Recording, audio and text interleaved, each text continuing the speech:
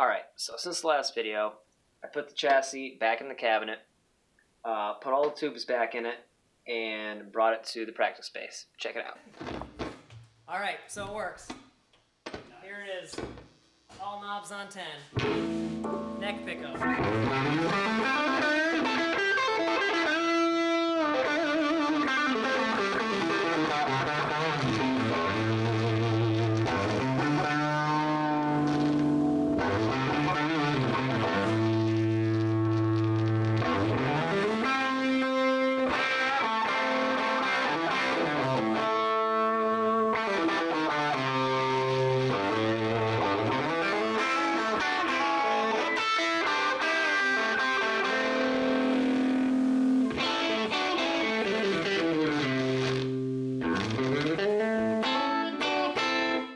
I think I might need some capacitors. So I was just happy that it made sound and not smoke. It obviously needs new filter capacitors. You could hear it crackling and breaking up and making all types of terrible sounds, especially when I played in the lower bass strings.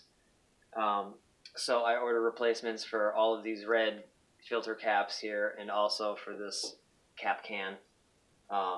So hopefully that should take care of that and maybe bring back the reverb and tremolo that didn't seem to work. I got a little bit of a pop when I turned the switch. It's a switched pop, and I heard like a spring pop there, and when I turned the tremolo up, I could hear a bit of ticking.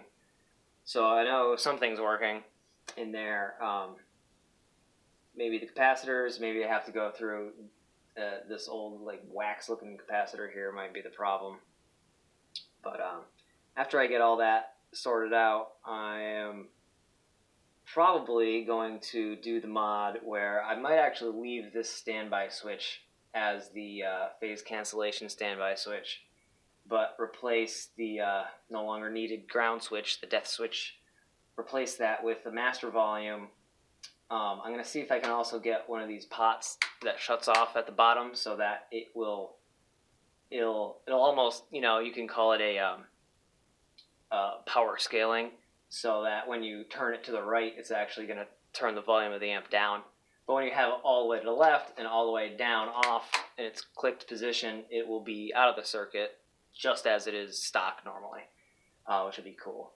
My other crazy idea is I'm going to replace this jack here, the second input jack on the first channel, and I'm going to replace that with a stereo shunt jack, so that what I'm going to do is run the,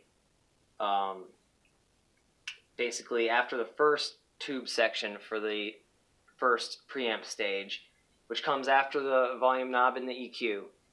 So that'll all be in there. I'm going to run that to this jack, and if nothing's plugged in here, it'll just pass through like normal as the stock amp. But if you do want to use the mod, you will plug a jumper cable into this jack and then the other end into one of the second channel jacks. And what that will do is disconnect the signal that goes to the mixing tube where it blends both channels together. It'll disable the first channel from going to there and send it out the front of the amp through that external cable and then back into the second channel, which should give us one more stage of gain and a little more tonal control, and maybe it'll sound cool, maybe it'll sound terrible, but it should probably sound alright. And then with the added master volume, we can turn that volume down and crank up the gain and see what kind of cool tones we get.